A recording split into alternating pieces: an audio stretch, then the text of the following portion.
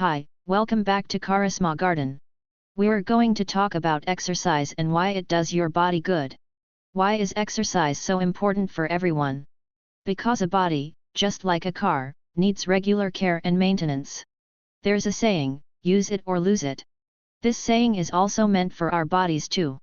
If we don't exercise any part of it, that part gets weaker and it can take a toll on other parts of the body.